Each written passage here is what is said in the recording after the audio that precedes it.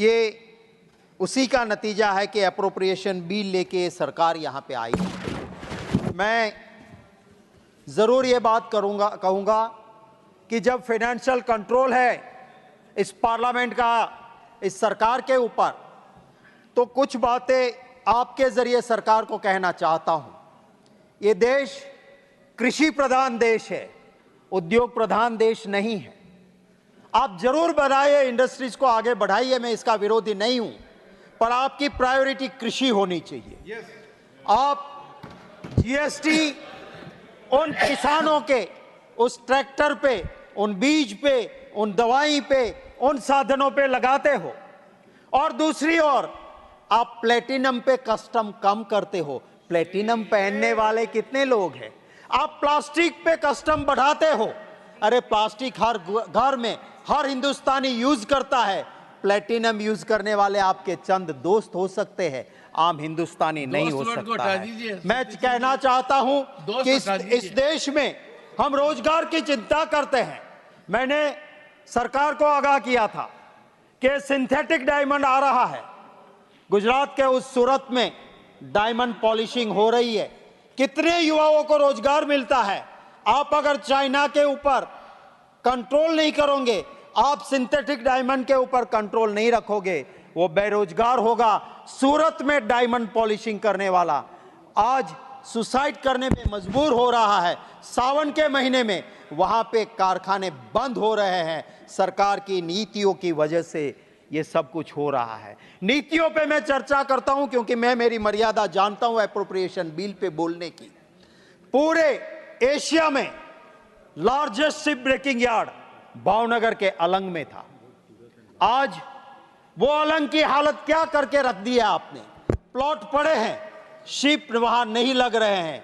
वो आपकी नीति की वजह से है। बांग्लादेश में शिप ब्रेकिंग यार्ड चल रहा है, पाकिस्तान में चल रहा है, ताइवान में चल रहा है, और मेरे देश में गुजरात के उस अलंग में शिप ब्रेकिंग यार्ड क्यों नहीं चल रहा है? आपको थोड़ा सोचना होगा।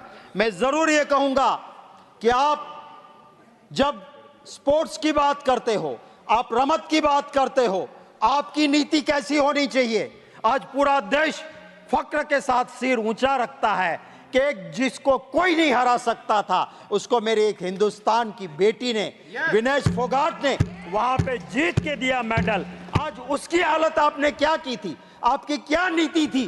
वो बेटी जब न्याय मांग रही थी, पुरुष उसको घिसड़ के ले जा रहे थे। क्या ये आपकी नीतियां हैं रमत के लिए?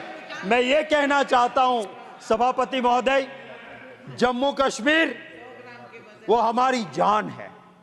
देश की आजादी के बाद वो जवाहरलाल नेहरू जी थे, वो सरदार वल्लभ भाई पटेल थे, जिन्होंने जम्मू कश्मीर को हमारे देश के साथ जोड़ के रखा। ये अटल बिहारी वाजपेयी जी को भी मैं याद करूंगा। वो अटल बिहारी वाजपेयी जी थे जिन्होंने कहा कि सिर्फ जम्मू कश्मीर की जमीन नहीं, वहां के लोगों का जमीर भी हमें जीतना होगा। वहां के लोगों के दिलों को जीतना होगा। आपने क्या कर दिया? उसका स्टेट मिटा दिया आपने। आप कहते हो 370 निकाल के हमने शांति कर दी। कौन सी शांति की है? आज वहां जवान भी शहीद हो रहा है, आज सिविलियन भी वहां मर रहे हैं, और सबसे ज्यादा ये दिक्कतें जम्मू एंड कश्मीर में आ रही है। मैं वित्त मंत्री का जरूर आदर करता हूं। ये विदेश मंत्री जी भी यहां पर बैठे हैं। जहां तक मेरी जानकारी है, दोनों ही, जिसकी मैं बहुत इज्जत करता हूं, ऐसी जवाहरलाल नेहरू यूनिवर्सिटी जेएनयू के पास आउट है, जिसको कुछ लोग गुंडों का अड्डा कहते हैं। मैं उनका सम्मान करता हूं कि वो जेएनयू जी। मैं ये भी कहना चाहता हूं कि आपका क्या काम होना चाहिए? ये देश जब आजाद हुआ, अंग्रेजों ने जितना जहर डालना था डाल के गए थे, भाषा के नाम पे, प्रांत के नाम पे, मजहब के नाम पे। और इस देश के अंदर सभापति महोदय एक सुई नहीं बनती थी, सुई हमें बाहर बनाने भेजना पड़ता था। इस देश के अंदर गेहूं अमेरिका से आते थे, लाल कलर के गेहूं, PL 480 इस देश को जहां सुई नहीं बनती थी वहां हवाई जहाज बनने लगे, IIM ITIs बने, जहां पे गेहूं बाहर से लाते थे वहां हरित क्रांति हुई, हम धन धान के भंडार बाहर भेजने लगे। ये वही सरकार आई जिसने ये नहीं कहा कि अंग्रेजों ने खड्डे खोड़े हैं मित्रों, मैं क्या कर सकता हूं, ये नहीं कहा। उन सरकारों ने काम किया और देश को आगे बढ़ाया। कभी ये नहीं कहा, कभी ये नहीं कोसते रहे कि पिछली अंग्रेजों ने ये किया वो किया, हम क्या करें, नहीं, करके दिखाया। आज की ये सरकार 10 साल खत्म होने के बाद भी गाली देते हैं पुरानी सरकारों को। आपने 10 साल में क्या किया वो तो बताइए।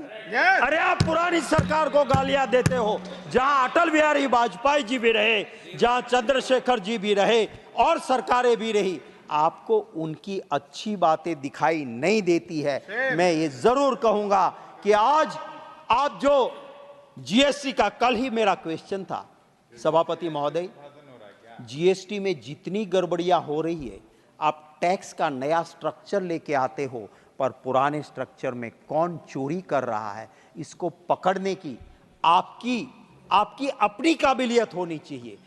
मैं सभापति महोदय, ये जो एप्रोप्रिएशन बिल में कोऑपरेटिव सोसाइटीज के लिए भी आज हम मंजूरी दे रहे हैं, कंसोलिडेटेड फंड में ले जा रहे हैं। जिस सरकार में पहले एग्रीकल्चर एंड कोऑपरेटिव साथ था, वो एक दूसरे को कॉम्प्लीमेंट करते हैं, कॉम्पीट नहीं करते हैं।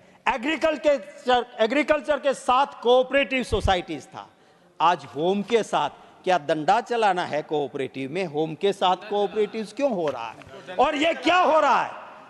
जब बैंकिंग रेगुलेशन एक्ट कहता है कि 8 साल से ज्यादा कोई डायरेक्टर नहीं रह सकता है, मुझे दुख है कहते हुए कि अहमदाबाद डिस्ट्रिक्ट कोऑपरेटिव बैंक में 14-15 साल से चुनाव ही नहीं हुआ है, जहां पहले इस देश के अभी बैठे हुए गृह मंत्री, सहकार मंत्री उसी बैंक के चेयरमैन हुआ करते थे।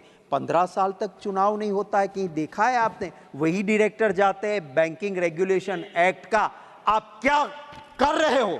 सच्चाई तो यह है कि अमूल जैसी, जिसने इस देश को एक बहुत बड़ा नाम दिया विदेशों में भी, जो अमूल है, वहां का चेयरमैन क्योंकि आपकी पार्टी का नहीं था, आप तोड़ के ले जाके वॉशिंग मशीन में डाल के उसको आपका बनाते हो। क्या ये कोऑपरेटिव्स का काम है? कोऑपरेटिव सोसाइटी का क्या ये काम है? शर्मनाक। क्या ये काम है कि आप मैंडेट दोगे पार्टी का? अरे कोऑपरेटिव सोसाइटीज में कभी भी सभापति महोदय राजनीति नहीं आती थी। राजनीति से ऊपर उठ के सब साथ मिलके काम करते थे। सभापति महोदय, इसी एप्रोप्रिएशन बिल में हम डिफेंस को पैसे दे रहे हैं, मुझे खुशी है। ये जय जवान जय किसान जय पहलवान वाला देश है। मैं कंक्लूड कर रहा हूं सर, नीति आपकी ऐसी होनी चाहिए कि जो जवान आपके वहां भर्ती होता है देशभक्ति के लिए आता है। हम चैन की नींद सोते हैं तो उन जवानों की वजह से सोते हैं। और वहां पे अगर आप अग्निवीर जैसी स्कीम लेके आओगे तो इस देश की सुरक्षा का क्या होगा? इसी चिंता के साथ मैं आप